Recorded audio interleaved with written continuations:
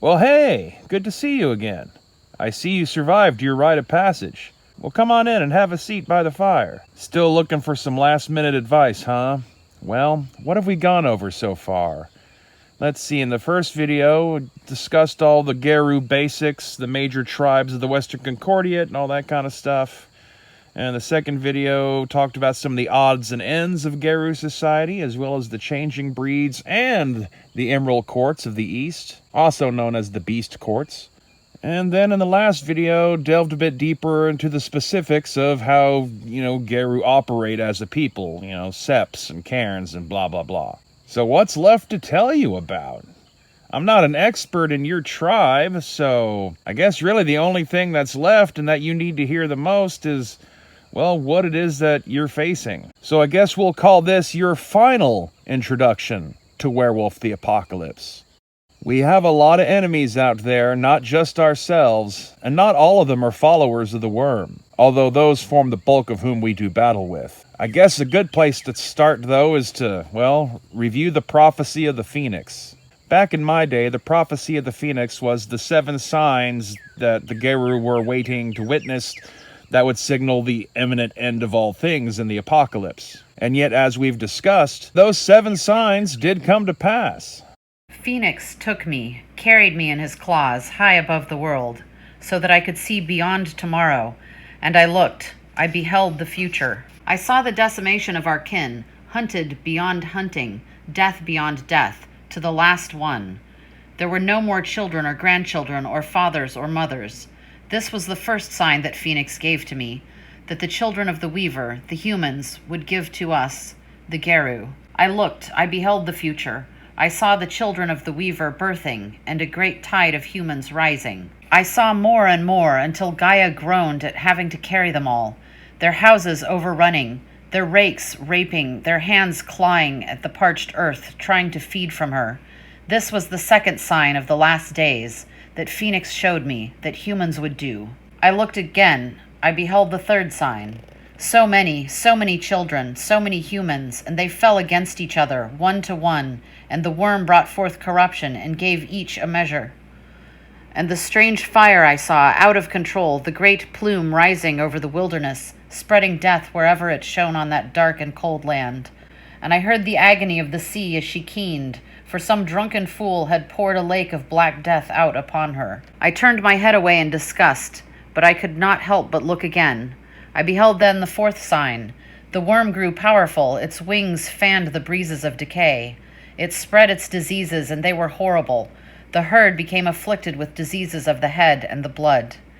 Children were born twisted, animals fell sick, and no one could cure them. In these final days, even the warriors of Gaia could not escape the palsied talons of the sickness-bringing death bird. A tear in my eye, I looked again, and Phoenix showed me the fifth sign. I saw other plumes rising like death spears towards the beautiful sky, piercing it, letting Father-Sun burn and parch Gaia. The air grew hot. Even in the darkness of winter, it was warm. The plants withered in the sun. A cry of pain and disease arose from the dying forests. As one, the relations cried tears of mourning. Then, as though a veil were torn, the sixth sign showed itself to me. In these last days, Gaia shakes in rage. Fire boils from the depths. Ash shrouds the sky. The worm skulks in the shadows made by these and rears to strike. The old ones are gone. The guardians of the pathways and the crossroads are finished. In these final days, the sixth sign will make itself known in the packs that form. Each pack will have unto itself a quest, a sacred journey it must perform. Such is the will of Gaia. And I saw the sky turn black, and the moon was as blood. And the seventh sign I glimpsed, though I could not look on it in full, but its heat I could feel. The apocalypse, the final days of this world. The moon was swallowed by the sun, and it burned in his belly. Unholy fires fell to the ground, burning us all, twisting us and making us vomit blood. The worm made itself manifest in the towers and the rivers and the air and the land, and everywhere its children ran rampant, devouring, destroying, calling down curses of every kind. And the herd ran in fear, and the dark ones, children of the worm, crawled from their caves and walked the streets in daylight. I turned my head from the sight. Phoenix told me, "This is as it shall be, but not as it should." Phoenix left me then. Now I cannot dream. I can only remember the signs, each one in perfect detail. These are the last days. May Gaia have mercy on us. Those 7 signs came to pass. It was in the early to mid 2000s. The world ended. Gehenna for the vampires. The worm came, the red star fell, there was that pup born of 2 metis, and a whole assortment of last white howlers. Demons erupting out of the ground, the final battles for Concordia amongst the Fae. And yet, though, despite the world ending right in front of my eyes, we're all still here, which I find quite a bit interesting, and have spent most of the last 2 decades trying to figure out exactly what happened. But it did happen. And yet, now that everything seems to be put back into place, there's word that there's a new 8th prophecy of the Phoenix. And, I don't know, it raises my hackles a bit. The final prophecy, basically, that all the Geru are going to unite in one big, great Geru army and march off to go defeat the worm. And the vision is hopeful, showing us winning. And, that kind of reminds me of something. One tribe I didn't mention when talking about some of the lost tribes of old were the White Howlers. They were the tribe that became the Black Spiral Dancers. And I do have a few things to say about them, because, well, if you didn't notice, I said I was born in Scotland, but raised by Fianna in Colorado, right? If you notice, I didn't say I actually am a Fianna. I ran with the Fianna pack before I became Ronin for a good chunk of my later 20s and 30s, but in truth, I am one of those last White Howlers. We seem to crop up quite often. Actually, it's not as momentous or unique as some people make it out to be. Personally, I don't really think there is such a thing as a last White Howler. I just think some Black Spiral Dancers managed to, not be corrupted when they were born. And those lucky enough to have a parent like my mom who sent me off to go be raised by a quote-unquote cleaner Geru tribe. We don't have any of the cultural trappings or totem spirits or affinity for Banes that Black Spiral Dancers are known for. And so we're just called White Howlers, but White Howlers and Black Spiral Dancers are probably the same thing as far as I'm concerned. But anyway, let's get on with the story here and why I don't trust the 8th prophecy of the Phoenix. Because, see, once upon a time, the White Howlers got it into their head that they could all unite together as one and march off to go defeat the worm. This was back when Scotland was still called Caledonia and ruled over by a Pictish king. All the White Howlers gathered together and went down deep underground into the pits, into a dark, dark labyrinth, spiraling down until it reached a shallowing, a place where the spirit world and the material world bleed together, which used to be more common in the old days. And there they found the worm and faced it, but they did not win.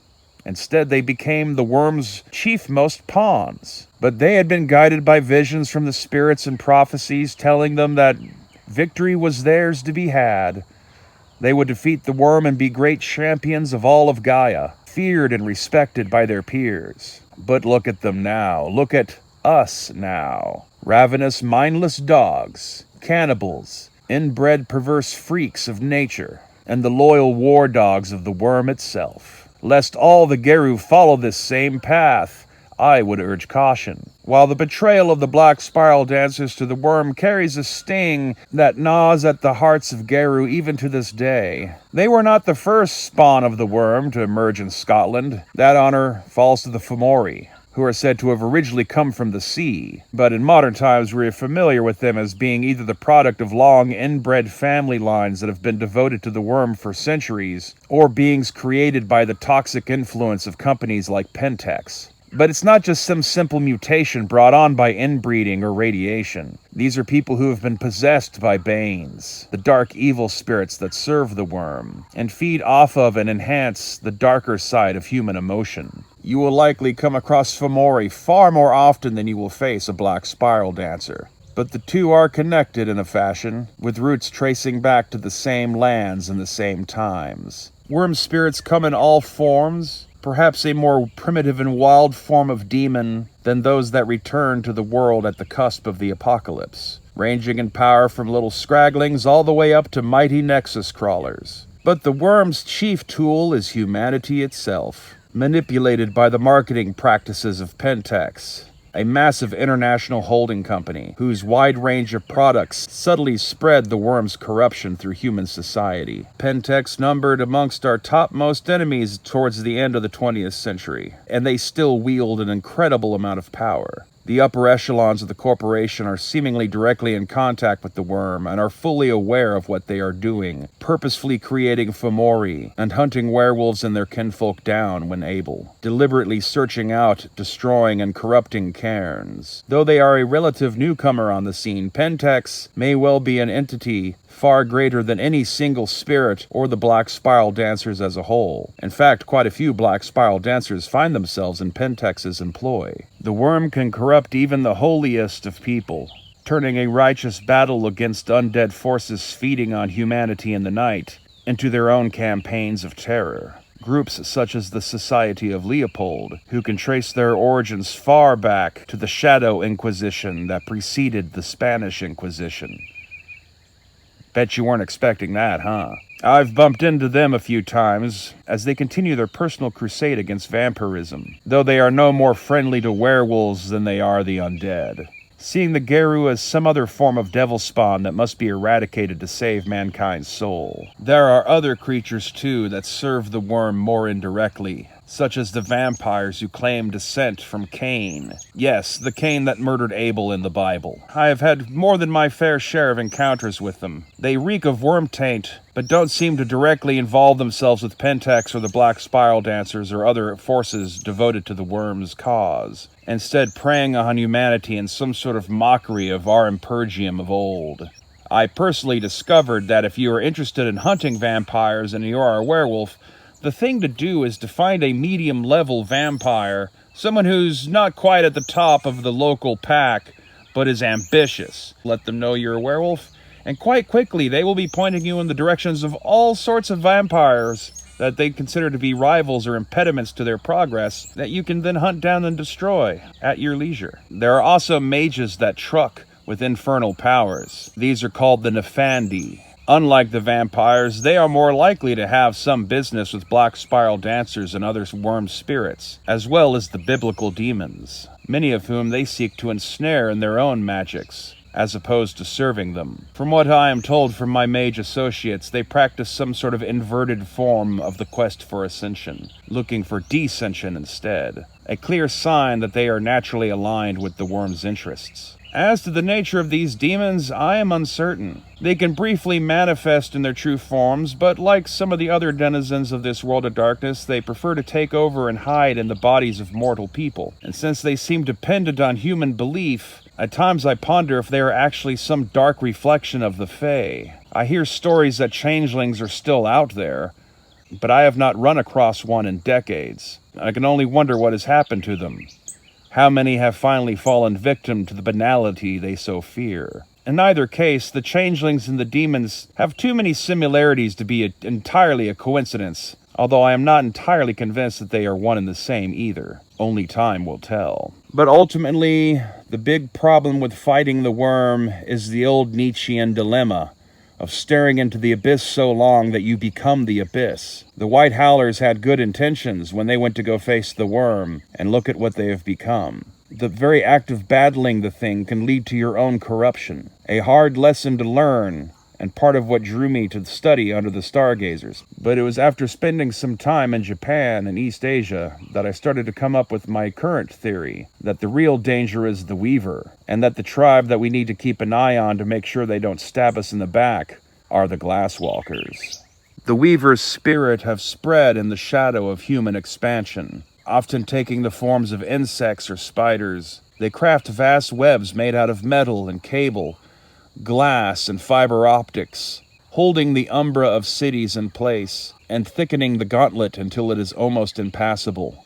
Humans who are possessed by Weaver spirits are known as drones, and are not at all like the Fomori. In fact, after the apocalypse came and went and everything went back to normal, I happened to notice that quite a lot of the humans in the cities seemed to have become drones, but that number has fallen over the years since. Perhaps after achieving her victory, by having the worm and the wild destroy each other, she then replaced everything, and put it all back the way she remembered it, hence us all being here. But now the Geru are in her way. and so luring them with false visions of a victory over a worm that was already defeated, well, let's just say that's just a personal theory. There are some factions that you could overall place in the category of being aligned with the Weaver's interests, even if they are not direct servants of the Weaver.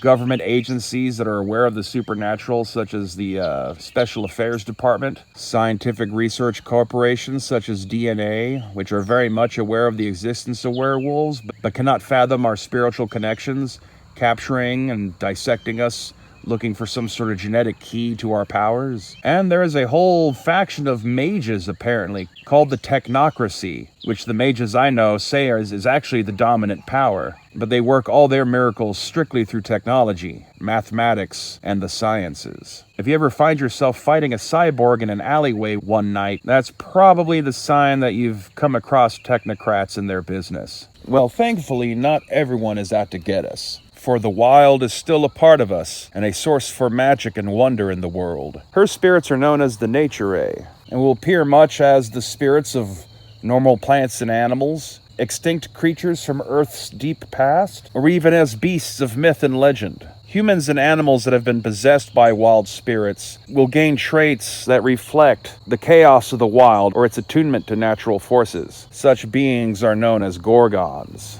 The League of Mages that werewolves are most likely to have positive interactions with are such an eclectic bunch that I would overall class them as a whole as part of the wild's realm of influence. Although a couple of these traditions of mages do use technology and science, but are not members of the Technocracy. Officially, there are 9 traditions, although apparently you'll find some offshoot cults and clans and crafts. Dream Speakers being a type of shamanistic mage that of the traditions are the ones most likely to come to a Geru's aid, or be encountered when traveling the Umbra. Although our interests could randomly align with the interests of any mage given the circumstance, they do seem to have a risk of becoming too touched by the wild and warped by their own magics. Such mages are known as Marauders. A cool name, but from what I hear, they melt reality around them, which doesn't always make for a fun time. Oh yeah, there's ghosts. Can't forget ghosts. Thankfully, the Dark Umbra doesn't really seem to bump into us that much. You might occasionally run into a haunting.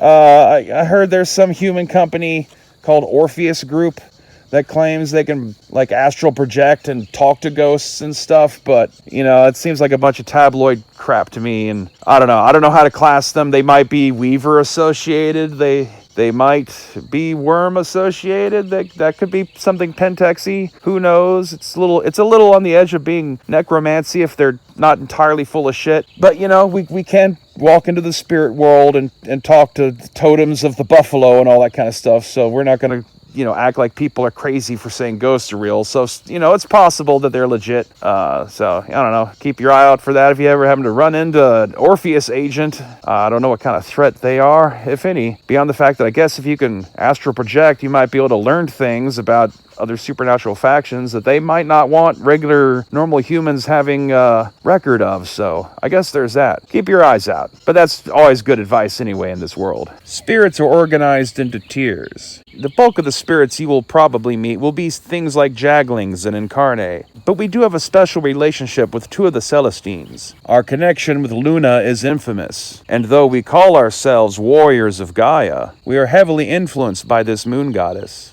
In fact, the oldest legends I've been able to track down about the origins of all the changing breeds say that in some mythic first age when all was exalted, we were known as Lunars, not Gaians, mind you. What our true origins may be, I cannot say, but clearly Luna had some hand in it, as well as with many of the other changing breeds I have met, though not all. And Gaia is, of course, the Celestine, which is sort of the avatar manifestation of the life force of the planet we all live on. Her importance and value, not to mention why we feel motivated to try to protect it, really shouldn't have to be spelled out, I would think. And yet here we are. So I guess not everyone got that memo. Gaia is both our mother and our home, and by merit of both, we should take care of her. She has her own spirits directly dedicated to her service, and when those possess a mortal body, they will be known as the Kami, although the Kami seem to more often manifest with spirits taking over the forms of animals, and very, very seldom will take a human host. I've known some who argue that werewolves themselves are a form of kami, but as I was saying about the whole connection with Luna, I'm not so sure about that. Perhaps we should be called Celines or something like that, and then we can all have Dion as a last name. We're not the only defenders of Gaia. The Emerald Courts of the East are very concerned with keeping the dragon lines that keep the earth alive, blah, blah, blah, and all that kind of stuff going on. Despite our differences, we do actually have quite a few goals in common in the long term. They just view things differently, and they didn't piss off all the other shapeshifters like we did over there. So, in many ways, I do actually perceive them to be more doing what we should be doing, but we've alienated everyone. And so we have to, deal with hosting this party all by ourselves. Also, they don't put it as them supporting Gaia or anything, but there is this obscure faction of Egyptian mummies. The Silent Striders know about them, but I didn't actually learn about them through the Silent Striders. It's a long story, and I don't really have time to get into it. But anyway, there are mummies out there. You're not going to run into them very often, if ever. There's only like 50 of them or some shit like that.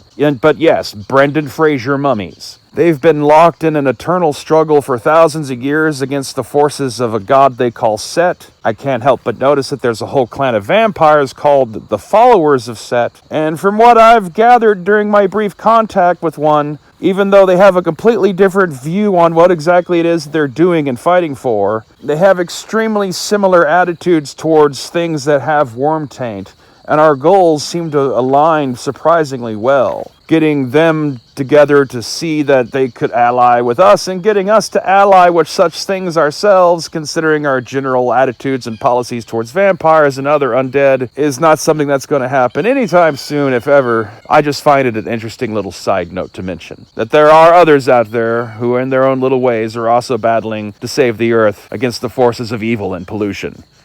Go Planeteers. But I guess that's the basic rundown of all the stuff you might go bump into in the night. So I guess that's about it. Be sure to hit like and subscribe, and check out the link in the description box below. I guess if you feel like coming back, I could tell you about some of my experiences as a vampire hunting werewolf, and thus tell you a little bit about what's going on with Vampire the Masquerade 20th Anniversary Edition. So stay tuned for that, and thanks for watching.